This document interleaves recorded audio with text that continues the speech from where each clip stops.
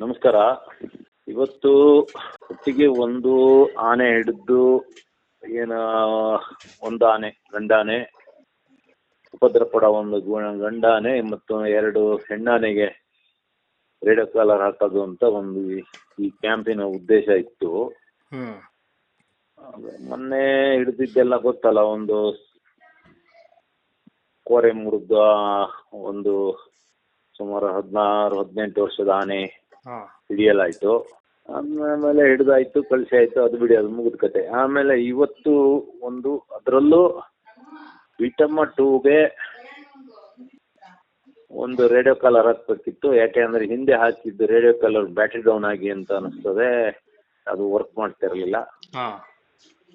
ಆಮೇಲೆ ಇವತ್ತು ಈ ಬೀಟಮ್ಮ 2 ಜೊತೆಗೆ ಒಂದು ಭಾರಿ ಒಂದು 8 ವರ್ಷ 9 ವರ್ಷದ ಒಂದು ಅದು ಸಲಗ ಆಗಕ್ಕೆ ಇನ್ನು ಸಲಗ ಆಗಿಲ್ಲ, ಅದು ಇನ್ನು ಮರಿ. ತುಂಬಾ ಎಲ್ಲರನ್ನು ಅಟ್ಟೆ ಆಡಿಸ್ತಾ ಇತ್ತು. ನಿನ್ನೆ ಆ ಸಿಲ್ವರ್ ಖಾನ್ ಅಂತ ಒಂದು ಎಸ್ಟೇಟ್ ಇದೆ, ಕಾನಹಳ್ಳಿ ಎಸ್ಟೇಟ್ ಪಕ್ಕನೆ, ಅಲ್ಲಿ 11 ಗಂಟೆಗೆ ಅಟ್ಟೆ ಆಡಿಸಿತ್ತು. ಅದು ಇವತ್ತು ಬೀಟಮ್ಮ 2 ಜೊತೆನೆ ಇತ್ತು. ಬೆಳಿಗ್ಗೆ ನಮ್ಮ ಹುಡುಗರನ್ನು ಅಟ್ಟಿಸ್ಕೊಂಡು ಬಂತು ಅಂತ ಹೇಳಿದ್ರು. ಈ 2 ಆನೆಗಳು ಇವು ಒಟ್ಟಿಗೆ ಅಲ್ಲಿ ಒಂದು 7-8 ಆನೆಗಳಿದ್ದು. ಅದರಲ್ಲಿ ಅದು ಬಾಸೂರ ಅಂತ ಒಂದು ಗ್ರಾಮ. ಆ ಕಡೆ ಅಂದ್ರೆ ನಾವು ಮಲ್ಸಾವರ ಕಡೆಯಿಂದ ಬಂದ್ರೆ ಬಾಸೂರಿಗೆ ಬರ್ಬೇಕಾದ್ರೆ ಅಲ್ಲೊಂದು ಗೂರ್ಗಳ್ಳಿ ಎಸ್ಟೇಟ್ ಅಂತ ಒಂದಿದೆ. ಅಂದ್ರೆ ಅದು ಟಾಟಾ ಎಸ್ಟೇಟು. ಅಲ್ಲಿಂದ ಅದರ ಬಾರ್ಡ್ರಲ್ಲೇ ಒಂದು ಬೆಂಡೆಕಾಡು ಅಂತ ಇದೆ. ಅದು ಹಿಂದೆ ಯಾರೋ ಶುಂಠಿ ಹಾಕಿ ಅದನ್ನ ಬಾಳ್ಬಿಟ್ಟಾರೆ. ಅದ್ರ ಕೆಳಗೆ ಒಂದು ಚಿಕ್ಕ ನದಿ ಹೋಗುತ್ತೆ. ಆದ್ರೂ ನನಗೆ ಖುಷಿಯಾಗಿದ್ದು ಅಂದ್ರೆ ಆ ನದಿ ನೀರು ಹರಿತಾ ಇತ್ತು. ಆ ನದಿ ಹುಟ್ಟೋದು ಬೇಲೂರು ತಾಲೂಕಿನ ಅರಮನೆ ಗುಡ್ಡ ಅಂತ ಒಂದು ಗುಡ್ಡ ಇದೆ, ಕೋಗೋಡ ಹತ್ರ. ಅಲ್ಲಿ ಹುಟ್ಟಿ ಬರೋದು. ಅದು ಹೇಮಾವತಿ ಡೈರೆಕ್ಟ್ ಸೇರ್ತದೆ. ಅಲ್ಲಿ ವರ್ಷದ ಎಲ್ಲಾ ಕಾಲದಲ್ಲೂ ಅದ್ರಲ್ಲಿ ನೀರು ಇರುತ್ತೆ. ಆಮೇಲೆ ಅದ್ರದ್ದು ಜಾಯಿಂಟ್ ಆದಂಗೆ ಇನ್ನೊಂದು ಕಾಡಿದೆ, ಅದಕ್ಕೆ ಬಾಸೂರ ಅಂತ. ಅಲ್ಲಿ ಒಂದು 40 ಎಕರೆ ಕಾಡಿದೆ. ಅದೊಂದು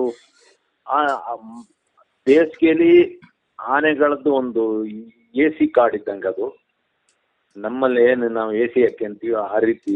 ಯಾಕಂದ್ರೆ ಆ 40 ಎಕರೆ ಕಾಡಿದೆ ಬಾಸೂರ್ದು, ಅದು ಎವರ್ಗ್ರೀನ್ ಫಾರೆಸ್ಟ್. ಅದು ನಾನು ಹೋಗಿ ಆ ಕಾಡನ್ನ ನೋಡಿದಾಗ ನನಗೆ ನಮ್ಮ ಪಶ್ಚಿಮ ಘಟ್ಟದ ಕಾಡು ಆಯಿತು. ಅದೊಂದು ಸುಂದರವಾದ ಜಾಗ. ಆನೆಗಳಿಗೆ ಭಾರಿ, ಅದು ಮಳೆಗಾಲಕ್ಕಿಂತ ಬೇಸಿಗೆಯಲ್ಲಿ ಆನೆಗಳದ ಅದೊಂದು ಸ್ವರ್ಗ ಇದ್ದಂಗೆ. ಆಮೇಲೆ ಏನಾಯ್ತು, ನಮ್ಮ ಆನೆಗಳೆಲ್ಲ ಬರೋದು ಸ್ವಲ್ಪ ಲೇಟ್ ಆಯಿತು. ಅದರಲ್ಲಿ 2 ಆನೆ ನಮ್ಮ ಸಕ್ರೆಬೈಲಿಂದ 2 ಆನೆ ಬಂದಿದ್ದು. ಆಮೇಲೆ ಕಾರ್ಯಾಚರಣೆಗೆ ಇಳಿಬೇಕಾದ್ರೆ ಕಾರ್ಯಾಚರಣೆ ಸುಮಾರು ಒಂದು ಸ್ವಲ್ಪ ಲೇಟ್ ಆಯಿತು. 1-1.5-2 ಗಂಟೆ ಆಯಿತು ಅನಿಸ್ತದೆ. ಆಮೇಲೆ ಒಳಗಡೆ ಆನೆಗಳು ನುಗ್ಗಿದಾಗ ಈ ಆನೆಗಳೆಲ್ಲ ಚೆಲ್ಲಾಪಿಲ್ಲಿಯಾಗಿ ಓಡ್ತಾ ಇದ್ದು. ಅಷ್ಟೊತ್ತಿಗೆ ಡಾಟ್ ಮಾಡಿದ್ರು.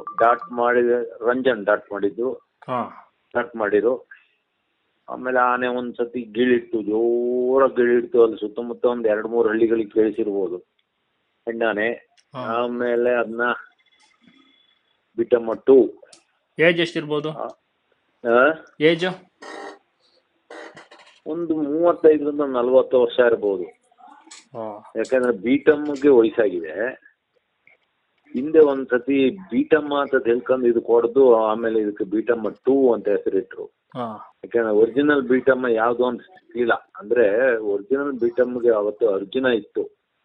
ಅರ್ಜುನ ಸಾಯಕ್ಕಿಂತ ಒಂದು 3-4 ದಿವಸದ ಹಿಂದೆ ಬಿಕ್ಕೋಡ್ ಹತ್ರ ಅಲ್ಲೊಂದು ಎಸ್ಟೇಟ್ ಇದೆ. ಅಲ್ಲಿ ಒಬ್ಬ ಚೆಟ್ಟಿಯಾರ್ದು ಒಂದು 400 ಎಕರೆ ಎಸ್ಟೇಟು.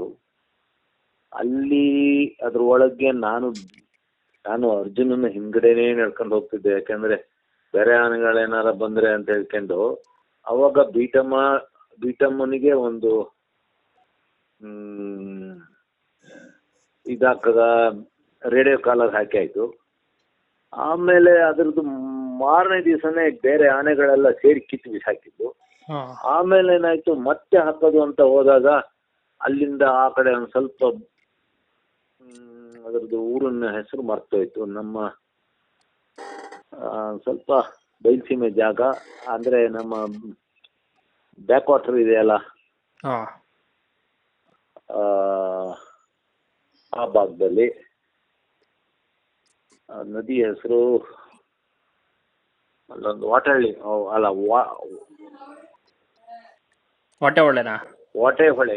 ಹೊಳೆಯ ಬ್ಯಾಕ್ ವಾಟರ್ ಇಂದ ಆ ಕಡೆ ಭಾಗದಲ್ಲಿ ಅವತ್ತೇನಾಗ್ಬಿಡ್ತು, ಅಲ್ಲೊಂದು 22 ಆನೆಗಳಿದ್ದು. ಅದೊಂದು ತುಂಬಾ ಬಯಲು ಪ್ರದೇಶ, ಸ್ವಲ್ಪ ಎಲ್ಲೆಲ್ಲೆಲ್ಲೋ ಮರಗಳೊಳಗಿದ್ದು ಆನೆಗಳು. ಆವಾಗ ಬೀಟಮ್ಮ ಅಂತ ಗೊತ್ತಾಗ್ದಲೆ ಬೇರೆ ಆನೆಗೆ ಹಾಕಿರೋ, ಆಮೇಲೆ ಅದಕ್ಕೆ ಬೀಟಮ್ಮ 2 ಅಂತ ಹೆಸರಿಟ್ರು. ಬೀಟಮ್ಮಕ್ಕೆ ಹಾಕೇ ಇಲ್ಲ, ಬೀಟಮ್ಮ ಹಾಗೆ ತಿರುಗ್ತಾ ಇದೆ. ಆಮೇಲೆ ಈ ಬೀಟಮ್ಮ ಇದಕ್ಕೆ ಹಾಕಿದ್ರು, ಬೀಟಮ್ಮ 2ಗೆ ಭಾರಿ ಬೇಗ ಆಯಿತು ಕೆಲಸ, ಭಾರಿ ಸ್ಪೀಡಲ್ಲಿ ನಡೀತು. ಎಲ್ಲ ನಮ್ಮ ನುರಿತ ಸ್ಟಾಫ್ ಇತ್ತು, ಅಂದರೆ ಇವರು ಫಾರೆಸ್ಟ್ ಅಲ್ಲ, ನಮ್ಮ ಇವರುಗಳಿದಾರಲ್ಲ ಆನೆಗಳ ಜೊತೆ ಬಂದರು. ಆಮೇಲೆ ನಮ್ಮ ಮೂಡಿಗೆರೆ ಭಾಗದ ETF ಹುಡುಗರು, ಆಮೇಲೆ ಬೇಲೂರು, ಸಕಲೇಶ್ಪುರ, ಆಲೂರು ಎಲ್ಲರೂ ಇದ್ರು. ಎಲ್ಲರೂ ಸೇರಿ ಭಾರಿ ಸ್ಪೀಡಾಗಿ ಹಾಕಿರು. ಅದು ಸುಮಾರು ಒಂದು 2.5 ಅಂದ್ರೆ ಆನೆಗೆ ದಾಟಾಗಿ ಕೇವಲ ಒಂದು ಅರ್ಧ ಮುಕ್ಕಾಲು ಗಂಟೆಯಲ್ಲಿ ಎಲ್ಲವೂ ಮುಗಿದೋಯ್ತು. ಆಮೇಲೆ ಅಲ್ಲಿಂದ ಆ ತರಲೆ ಒಂದು 8 ವರ್ಷದ ಆನೆನೂ ಅಲ್ಲೇ ಇತ್ತು. ಆದ್ರೆ ನಮ್ಮ ಈ ದೊಡ್ಡ ಆನೆಗಳು ಹೋಗಿದ್ದ ಕೂಡಲೇ ಎಲ್ಲಿಯೋ ಅಡಿಗೆ ಕೂತ್ಕೊಂತು, ಇಲ್ಲ ಅಂದ್ರೆ ಮತ್ತೆ ಒಂದು ಶೋ ಮಾಡಕ್ ನೋಡ್ತಿತ್ತು. ಆಮೇಲೆ ಏನಾಯ್ತು, ಊಟ ಮಾಡಿ ನೆಕ್ಸ್ಟ್ ಮತ್ತೊಂದಕ್ಕೆ ಹಾಕೋದು ಅಂತ ಆಯ್ತು. ಕಾನಹಳ್ಳಿಗೆ ಬಂದಾಯ್ತು. ಕಾನಹಳ್ಳಿ ಫಾರೆಸ್ಟು ಮತ್ತೆ ಈ ಕಡೆ ನಿನ್ನೆ ಆನೆ ಲೋಡ್ ಮಾಡಿದ್ವಲ್ಲ, ಇದು ಯಾವುದು ನೇರ್ಲಕಟ್ಟೆ, ಆ ಗ್ರಾಮ 2 ಮಧ್ಯ, ಈ ಕಡೆ ಸಿರ್ಗೂರಿಗೆ ಹೋಗೋ ರೋಡು, ಆ ಕಡೆ ಅಂದ್ರೆ ಮೇಲ್ಗಡೆ ಒಂದು ರೋಡ್ ಇದೆ, ಚೀಕನಹಳ್ಳಿಯಿಂದ ಅರಳ್ಳಿ ಮತ್ತೆ ಈ ಕಡೆ ಬಾಸೂರ್ ಕಡೆ, ಇಲ್ಲ ಈ ಕಡೆ ಸೀಗಳ್ಳಿ ಕಡೆಗೆ ಹೋಗೋ ರೋಡ್. ಅದ್ರ ಮಧ್ಯದಲ್ಲಿ ಒಂದು ರಿಸರ್ವ್ ಫಾರೆಸ್ಟ್ ಇದೆ. ಅಂದ್ರೆ ಅದನ್ನೆಲ್ಲ ಒತ್ತುವರಿ ಎಲ್ಲ ಬಿಡಿಸಿ ಸುಮಾರು ಒಂದು 10 ಎಕರೆ ಅಂದಾಜಿನ ಒಂದು ಕಾಡಲ್ಲಿ ಆನೆಗಳ ಗುಂಪಿತ್ತು. ಅಲ್ಲಿ ಸುಮಾರು ಒಂದು 15 ಆನೆಗಿಂತ ಜಾಸ್ತಿ ಇದ್ದು, ಆದರೆ ಅಷ್ಟು ಆನೆ ಇದಾವೆ ಅಂತ ಯಾರಿಗ್ ಗೊತ್ತಿರ್ಲಿಲ್ಲ. ಒಂದು 8-10 ಆನೆಗಳ ಒಂದು ಹರ್ಡ್ ಇದೆ ಅಂತ ಒಂದು ಇದಿತ್ತು. ಅಷ್ಟೊತ್ತಿಗೆ ಒಂದು ಮಳೆ ಬಂತು, ಒಂದು 3-3:30 ಒಂದು 10 ಸೆಂಟ್ಸ್ 15 ಸೆಂಟ್ಸ್ ಮಳೆ ಬಂತು.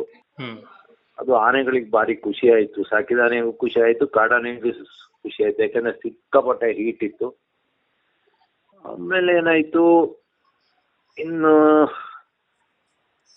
ನಾನೇನ್ ಮಾಡಿದೆ, ನನಗೆ ಈ ಕಾಡೊಳಗೆ ಅದ್ರೆಲ್ಲ ಈಗ ಸ್ವಲ್ಪ ಮೊನ್ನೆ ನನ್ನ ಮೇಲೆ ಅಟ್ಯಾಕ್ ಆದ್ಮೇಲೆ ನನಗೆ ನಮ್ಮಲ್ಲಿ ಹಳ್ಳಿಯಲ್ಲಿ ಹೇಳ್ತಾರೆ, ಮಲೆನಾಡು ಹಳ್ಳಿಯಲ್ಲಿ ಗ್ರಾಚಾರ ಸರಿ ಇಲ್ಲ ಅಂತ. ಹಾಗೆ ನನಗೂ ಸ್ವಲ್ಪ ಗ್ರಾಚಾರ ಸರಿ ಇಲ್ಲ ಅನ್ನಿಸ್ತು. ಯಾಕೆಂದ್ರೆ ಈಗ ಒಂದು ವಾರದ ಹಿಂದೆ ನಂದು ಆಫ್ ರೋಡ್ ಜೀಪು ಪಲ್ಟಿ ಆಗಕ್ಕಾಗಿ ಹೇಗೋ ಬದುಕಿಬಿಟ್ಟೆ.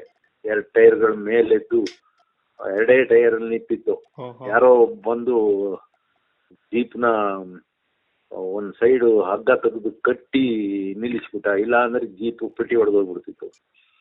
ಮೊನ್ನೆ ಬೇರೆ ಒಂದು ಅಟ್ಯಾಕ್ ಆಯ್ತಲ್ಲ, ಹಾಗಾಗಿ ನಾನು ಇವತ್ತು ಮತ್ತೆ 2 ಬಾರಿನೂ ನಾನು ಸುಮಾರು ಅಂತರ ಕಾಯ್ಕೊಂಡಿದ್ದೆ. ಆಮೇಲೆ ಅಲ್ಲಿ ಇನ್ನೆಲ್ಲ ಒಳಗಡೆ ನುಗ್ಗಿದ್ರು, ನಾನು ಸುಮ್ಮನೆ ಕುತ್ಕೊಂಡು ಒಂದು ಲೆಕ್ಕಾಚಾರ ಹಾಕಿದೆ. ಅಂದ್ರೆ ನಾನು ಅಲ್ಲೊಂದು ಕೆಳಗಡೆ ನೇರ್ಲಕಟ್ಟೆ ಏನ್ ನಿನ್ನೆ ಆನೆ ಇದು ಮಾಡಿರಲ್ಲ, ಅಲ್ಲಿ ನಿಂತ್ಕೊಂಡು ನಾನು ಪಶ್ಚಿಮಕ್ಕೆ ಮುಖ ಹಾಕೊಂಡು ನಿಂತ್ಕೊಂಡು ನನ್ನ ಎಡಭಾಗಕ್ಕೆ ಕಾನಹಳ್ಳಿ ಫಾರೆಸ್ಟ್, ನಿನ್ನೆ ಆನೆ ಹಿಡಿದಿದ್ದ ಜಾಗ, ಬಲಭಾಗಕ್ಕೆ ನೇರ್ಲಕಟ್ಟೆ, ಆ, ಅದ್ರ ಮಧ್ಯದಲ್ಲಿ ಕಾಡು, ಅದ್ರ ಮೇಲ್ಗಡೆ ಒಂದು ಚಿಕ್ಕನಹಳ್ಳಿ ಮತ್ತೆ ಅರಳ್ಳಿ ರೋಡು, ಅಲ್ಲಿ ಒಂದು ಸೂಳೆಗುಡ್ಡ ಎಸ್ಟೇಟ್ ಅಂತ ಇದೆ. ನಾನು ಒಂದು ಅಂದಾಜು ಮಾಡಿದೆ, ಕೆಳಗಡೆಯಿಂದ ನುಗ್ಗಿದ್ರೆ, ಈಗ ಆನೆ ನುಗ್ಗಿರೋದ್ರಿಂದ ಅದೊಂದು ಸ್ವಲ್ಪ ಎತ್ತರ ಜಾಗಕ್ಕೆ ಕಾಡಲ್ಲಿ ಆನೆಗಳಿದ್ದಿದ್ದು, ಇಲ್ಲಿ ಕೆಳಗಡೆಯಿಂದ ನುಗ್ಗಿದ್ರೆ ಒಂದು ಎಡಭಾಗಕ್ಕೆ ಹೋಗೋ ಚಾನ್ಸ್ ಇದೆ, ಅಂದ್ರೆ ಕಾನಳ್ಳಿ ಫಾರೆಸ್ಟಿಗೆ. ನಮ್ಮ ಸಾಕಾನೆಗಳು ಎಲ್ಲ ಬಂದು ಲದ್ದಿ ಹಾಕಿ ಮೊನ್ನೆ ಅದರೊಳಗಿಂದಲೇ ನಿನ್ನೆ ಹಿಡಿದ ಆನೆನ ತಂದಿದ್ರಿಂದ ಆ ಕಡೆ ಹೋಗಲ್ಲ, ಯಾಕೆ ಆ ಕಡೆಯಿಂದ ಗಾಳಿ ಬೀಸ್ತಾ ಇದೆ. ಇನ್ನು ರೈಟ್ ಸೈಡಿಗೆ ಹೋಗ್ಬೋದು, ಇಲ್ಲ ಮೇಲೆ ಸೂಳೆಗುಡ್ಡ ಎಸ್ಟೇಟಿಗೆ ದಾಟ್ಬೋದು ಅಂತ ಹೇಳಿ ನಾನು ಸೂಳೆಗುಡ್ಡ ಎಸ್ಟೇಟ್ ಕಡೆಯಿಂದ ಬಂದು ಒಂದು ಆಯಕಟ್ಟಿನ ಜಾಗದಲ್ಲಿ ಸುಮ್ಮನೆ ನಿಂತಿದ್ದೆ. ಅಷ್ಟೊತ್ತಿಗೆ ಕೆಳಗಡೆಯಿಂದ ಇದನ್ನ ಬಿಟ್ಟಾಗ 8 ಆನೆಗಳು ಬಂದು ನನ್ನಿಂದ ಒಂದು 100 ಮೀಟರ್ ದೂರದಲ್ಲಿ ನಿಂತ್ಕೊಬಿಟ್ಟು, ಅದರಲ್ಲಿ ತುಂಬಾ ಆನೆಗಳು ಇದ್ದು, ಅದರಲ್ಲಿ ಹೆಣ್ಣಾನೆಗಳು ಇದ್ದು, ಅದರಲ್ಲಿ ಒಂದು ಆನೆ ಇದೆ, ಅದರ ಹೆಸರನ್ನ ಸುಮಾರು ಜನ ಕೇಳೇ ಇಲ್ಲ. ಗುಂಡಮ್ಮ ಅಂತ ಒಂದು ಆನೆ ಇದೆ. ಗುಂಡಮ್ಮ ಇನ್ನೂ ಮರಿ ಹಾಕಿಲ್ಲ.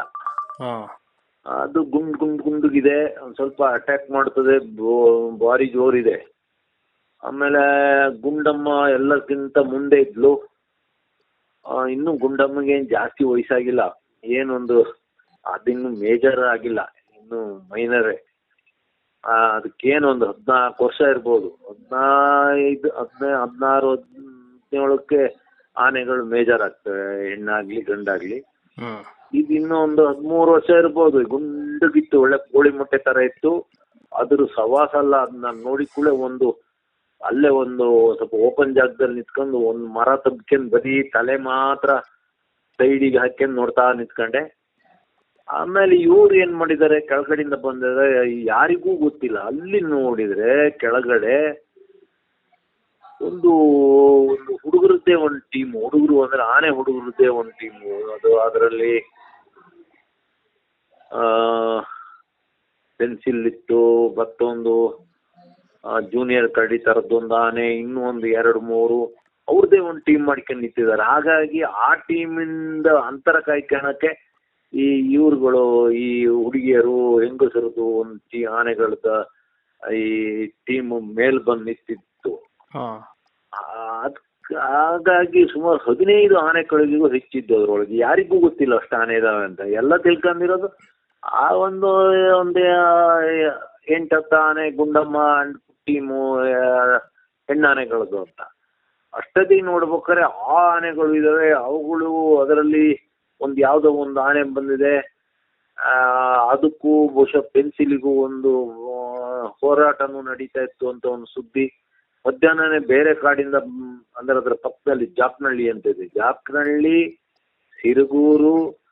ಸಿರುಗೂರು ಬೀರಕಟ್ಟೆ ಅಂತ, ಅಲ್ಲಿ ನೇರ್ಲಕಟ್ಟೆ, ಅವೆಲ್ಲ ಪಕ್ಕ ಆನೆಗಳದ್ದೇ ಸಾಮ್ರಾಜ್ಯ ಆಗಿದೆ. ಆಮೇಲೆ ಅಷ್ಟೊತ್ತಿಗೆ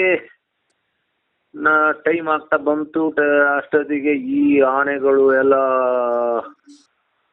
ನಮ್ಮ ಆನೆಗಳ ಮೇಲೆ ದಾಳಿ ಮಾಡೋ ಚಾನ್ಸು ಇತ್ತು. ಯಾಕೆಂದ್ರೆ ಅವೆಲ್ಲ ಒಂದು ಇತ್ತೀಚಿಗೆ ಬಂದ ಮೇಜರ್ ಆಗಿರೋ ಆನೆಗಳು ಎಲ್ಲ 16, 17, 18 ವರ್ಷದ ಆನೆಗಳು.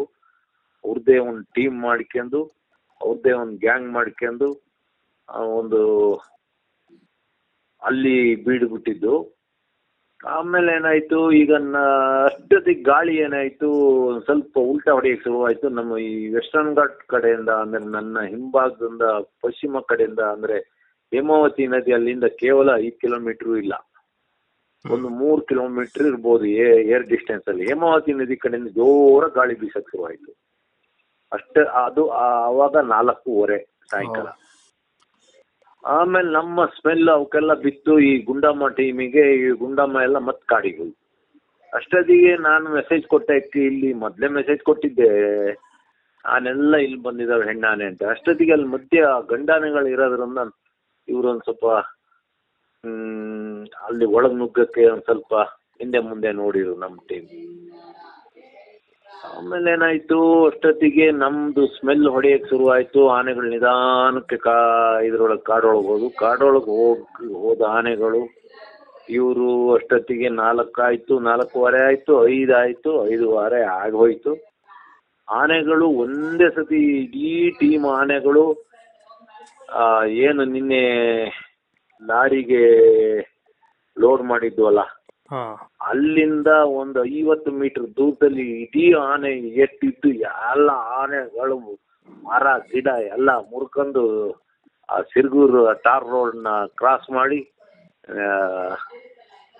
ಅಲ್ಲಿಂದ ಅಲ್ಲೊಂದು ಚಿಕ್ಕ ನದಿ ಅಂತ ಹೇಳಿದ್ನಲ್ಲ, ಆ ನದಿ ಏನು ಅಲ್ಲಿ ಕೆಳಗಡೆ ನದಿ ಇತ್ತು, ಆ ನದಿನೇ ಇಲ್ಲಿ ಮೇಲ್ಗಡೆನೂ ಹರಿತಾ ಇರೋದು. ನದಿ ಅಂತ ಹೇಳೋಕ್ಕಿಂತ ಒಂದು ಚಿಕ್ಕ ಕಾಲುವೆ ಅಂತ ಹೇಳ್ಬೋದು. ಇರ್ಲಿ, ಅದನ್ನ ದಾಟಿ ಜಾಕ್ನಹಳ್ಳಿ ಎಸ್ಟೇಟಿಗೆ ಹೋದು. ಅಷ್ಟೊತ್ತಿಗೆ 6 ಗಂಟೆ ಆಗೋಯ್ತು. ಇವತ್ತಿನ ಇದು ಮುಗಿದೋಯ್ತು ಕಾರ್ಯಾಚರಣೆ. ನಾಳೆ ಒಂದು ಕಾರ್ಯಾಚರಣೆ ಇದೆ. ಅದು ಇನ್ನೂ ಒಂದು ಆನೆಗೆ ಗುಂಡಮ್ಮ ಇರ್ಬೋದು, ಇಲ್ಲ ಇನ್ನು ಯಾವ್ದಾರ ಒಂದು ಅವ್ರುಗಳೆಲ್ಲ ಇರೋ ಲೀಡ್ರುಗಳಿಗೆ ಯಾರಿಗಾರ ಬೀಟಮ್ಮ ಸಿಕ್ಕಿರ್ ಬೀಟಮ್ಮ ಒಂದಿಗ ಯಾವ್ದಕ್ಕೋ ಒಂದು ನಾಳೆ ರೇಡಿಯೋ ಕಲರ್ ಹಾಕಿ ಅಲ್ಲಿ ಕ್ಯಾಂಪ್ ಕ್ಲೋಸ್ ಆಗ್ತದೆ. ಬಹುಶಃ ಅಲ್ಲಿಂದ ಡೈರೆಕ್ಟ್ ಇವರು ನಮ್ಮ ಆನೆಗಳು ಪ್ರಯಾಣ ಮಾಡ್ತವೆ. ನಮ್ಮ ಮಾವತರು, ಕಾವಾಡಿಗಳು, ನಮ್ಮ ಏನು ತಜ್ಞರು ಇದಾರಲ್ಲ, ಹೆಜ್ಜೆ ಎಲ್ಲ ನೋಡೋ ತಜ್ಞ ನಮ್ಮ ಈರಣ್ಣ ಅಂಡ್ ಟೀಮು ಎಲ್ಲರೂ ಅವರು ಹೋಗ್ತಾರೆ. ಅದು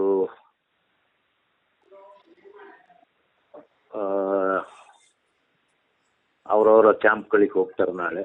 ಬಹುಶಃ ನಾಳೆ ಒಂದು ಕೊನೆಯದು ಒಂದು ಇದೆ. ಬಹುಶಃ ಅದು ಈ ವರ್ಷಕ್ಕೆ ಇದೇ ಕೊನೆ ಅಂತ ಕಾಣ್ತದೆ ಇಲ್ಲಿ ನಮ್ಮ ಹಾಸನ ಭಾಗದಲ್ಲಿ ಕಾರ್ಯಾಚರಣೆ. ಆಮೇಲೆ ಇದ್ರ ಮಧ್ಯದಲ್ಲಿ ಮತ್ತೊಂದು ಮೂಡಿಗೆರೆ ತಾಲೂಕು ಕೊಟ್ಟಿಗೆಹಾರದ ಭಾಗದಲ್ಲಿ ದೇವನಕೂಲು ಅಂತ ಒಂದಿದೆ, ಒಂದು ಊರು. ಅಲ್ಲಿ ಒಂದು ಸುಮಾರು ಒಂದು 15-16 ವರ್ಷ ಒಂದು ಗಂಡಾನೆ ಹೊಟ್ಟೆ ತಳ ಅದಕ್ಕೆ ತುಂಬಾ ಪೆಟ್ಟಾಗಿ ತೂತಾಗಿ ಅದು ಸಹಾಯಕ್ಕಾಗಿ ಕಾಡಲ್ಲಿದ್ದು. ಅಲ್ಲಿಂದ ಆ ಕಡೆ ಹೋದ್ರೆ ಚಾರ್ಮುಡಿ ಘಾಟಿ ಬರ್ತದೆ. ಅಲ್ಲಿಂದ ಒಂದು ದೇವನಕೂಲು ಗುಡ್ಡ ಹತ್ತಿದ್ರೆ ಆ ಕಡೆ ಸೈಡಿಗೆ ಅಂದ್ರೆ ಚಾರ್ಮುಡಿ ಕಡೆಗೆ ಹೋದ್ರೆ ಆ ಕಡೆ ಚಾರ್ಮುಡಿ ಘಾಟ್ ಎಲ್ಲ ಬರುತ್ತೆ. ಅಲ್ಲಿಂದ ಬಂದು ಒಂದು ಆನೆ ಈಗ ಹೊಟ್ಟೆ ತಳದಲ್ಲಿ ಸಿಕ್ಕಾಪಟ್ಟೆ ಗಾಯ ಆಗಿ ರಕ್ತ ಸುರಿಸ್ಕೊಂಡು ಬಹುಶಃ ಹುಳನೂ ಆಗಿದೆ. ಅದು ಯಾಕೋ ಮಣ್ಣು ಹಾಕ್ಯಂತ ಎಲ್ಲ ಸಾಮಾನ್ಯ ಆನೆಗಳು ಮಣ್ಣು ಹಾಕ್ಯಂತ, ಆನೆ, ಕಾಡಂದಿ, ಆಮೇಲೆ ಈ ಎಮ್ಮೆಗಳು, ಕೋಣಗಳು ಅವು ಗಾಯ ಆದರೆ ಕೆಸರಿಗೆ ಹೋಗಿ ಮಲಗ್ತವೆ. ಇದು ಹೋದಲ್ಲೆಲ್ಲ ರಕ್ತ ಸುರಿತದೆ, ಮನೆ ಹತ್ರಕ್ಕೆ ಬರ್ತಾ ಇದೆ. ಅದು ಮನುಷ್ಯರು ಏನಾರ ಮಾಡಿ ಸಹಾಯ ಮಾಡಲಿ, ಏನಾರ ಒಂದು ಸಹಾಯ ಮಾಡಲಿ ಅಂತಲೇ ಬರೋದು. ಸಾಮಾನ್ಯಕ್ಕೆ ಆನೆಗಳಾಗಲಿ ಯಾವುದೇ ಪ್ರಾಣಿಗಾಗಲಿ ತುಂಬಾ ನೋವಾದಾಗ ಅದು ಮನುಷ್ಯರಿದ್ದಲ್ಲಿಗೆ ಬರ್ತವೆ. ದಿನ ಬಂದು ಹೋಗ್ತಾ ಇದೆ ಆ ಭಾಗದಲ್ಲಿ. ಅದು ಗಮನಿಸಿರಲ್ಲ ಫಾರೆಸ್ಟ್ ಅವರು? ವಿಡಿಯೋ ಎಲ್ಲ ವೈರಲ್ ಆಗಿದೆ. ಗಮನಿಸಿ ಇಡೀ ಫಾರೆಸ್ಟ್ ಡಿಪಾರ್ಟ್ಮೆಂಟ್ಗೆ ಗೊತ್ತು. ಅದು ಜಾಸ್ತಿ ಈ ಸೈಡ್ ಇರೋದು. ಅಂದ್ರೆ ದೇವನಕೂಲ್ ಅಂದ್ರೆ ಮಲೆ ಮಾರುತ ಅಂತ ಅಲ್ಲೊಂದು ಒಂದು ಅಂದ್ರೆ ಚಾರ್ಮುಡಿ ಬಾರ್ಡರ್ ಅಲ್ಲೇ ನಾವು ಇನ್ನು ಚಾರ್ಮುಡಿಗೆ ಎಂಟರ್ ಆಗ್ಬೇಕು ಅನ್ಬೇಕಾದ್ರೆ ರೈಟ್ ಸೈಡ್ಗೆ ಮಲೆ ಮಾರುತ ಅಂತ ಒಂದು ಇದು ಕಟ್ಟಿದ್ದಾರೆ. ಅದೊಂದು ಐಬಿ ತರ ಇಲ್ಲ ಆ ರೀತಿ ಮಾಡಿದ್ದಾರೆ. ಅಲ್ಲಿಗೆ ಪದೇ ಪದೇ ಬರ್ತದೆ. ಅಲ್ಲೊಬ್ರು ಮನೆ ಹತ್ರಕ್ಕೆ ದಿವಸ ಬೆಳಿಗ್ಗೆ ಬಂದು ಹೋಗ್ತಾ ಇದೆ. ಹೋದಲ್ಲೆಲ್ಲ ರಕ್ತ ಬೀಳ್ತಾ ಇದೆ. ಅದು ಯಾರು ಇಲ್ಲಿ ಯಾರು ಗುಂಡು ಹೊಡೆದಿದ್ದು ಅಲ್ಲ, ಆಮೇಲೆ ಬೇರೆ ಆನೆಗಳು ಕೋರೆಲ್ ಹೊಡೆದಿರೋದು ಅಲ್ಲ. ಅದು ಯಾವ್ದೋ ಕೂಳೆ ಇಲ್ಲ ಅಂದ್ರೆ ಮರ, ಈ ದೊಡ್ಡ ಗಿಡಗಳನ್ನು ಕತ್ತರಿಸಿದಕ್ಕೆ ನಮ್ಮಲ್ಲಿ ಗೂಟ ಅಂತೀವಿ, ಆ ತರನೋ ಇಲ್ಲ ಕೂಳೆ ಅಂತೀವಿ. ಆಗ ಏನೋ ಚುಚ್ಚಿಬಿಟ್ಟಿದೆ. ಅದು ಅದಕ್ಕೆ ಈಗ ನಾನು ನಿನ್ನೆನೆ ನನ್ನಲ್ಲಿ ಸ್ವಲ್ಪ ಒಂದು ರಿಕ್ವೆಸ್ಟ್ ಮಾಡ್ಕೊಂಡೆ. ಯಾಕಂದ್ರೆ ನಮ್ಮ ಬೇಲೂರು ಭಾಗದಲ್ಲಿ ಈಗಾಗಲೇ ನಮ್ಮ ಆನೆಗಳು ಬಂದಿದ್ದಾವೆ. ಏನು ಅರ್ಧ ಗಂಟೆಯಲ್ಲಿ ಅದನ್ನ ಕಾರ್ಯಾಚರಣೆ ಮಾಡ್ಬೋದು, ಅದಕ್ಕೊಂದು ಟ್ರೀಟ್ಮೆಂಟ್ ಕೊಡೋಣ ಅಂತ. ಅದ್ರ ಬಗ್ಗೆ ಯಾರು ಗಮನ ಹರಿಸ್ತಾ ಇಲ್ಲ. ನಾನು ಚಿಕ್ಕಮಗಳೂರು ಅರಣ್ಯ ಇಲಾಖೆಯವರಿಗೆ ನಾನು ಕೇಳ್ಕೊಳೋದು ಇಷ್ಟೇ, ಆನೆನ ಮನುಷ್ಯಗೆ ಸಹಾಯ ಮಾಡಲಿ ಅಂತ ಹೇಳಿ ಅದು ಪದೇ ಪದೇ ಮನೆ ಬಾಗಿಲಿಗೆ ಬರ್ತಾ ಇದೆ. ಅಲ್ಲಿರೋ ಹೋಮ್ ಸ್ಟೇ ಇಲ್ಲ ಕೆಲವು ರೆಸಾರ್ಟ್ ಬಾಗಿಲಿಗೆಲ್ಲ ಬಂದು ನಿಂತ್ಕೊಳೋದು, ಆ ಕಡೆ ಈ ಕಡೆ ತಿರ್ಗೋದು ಮಾಡ್ತಾ ಇದೆ. ಅದಕ್ಕೊಂದು ಅರ್ಜೆಂಟ್ ಟ್ರೀಟ್ಮೆಂಟ್ ಕೊಡಬೇಕು. ಅದು ಒಳ್ಳೆ ಒಂದು ಅದರ ಕೋರೆಗಳು, ಅದರ ಎತ್ತರ, ಅದರ ದೇಹದ ರಚನೆ ಎಲ್ಲ ನೋಡಿದ್ರೆ ಒಂದು ಭಾರಿ ಒಂದು ದೊಡ್ಡ ಸಲಗ ಆಗ್ತದೆ ಮುಂದೆ.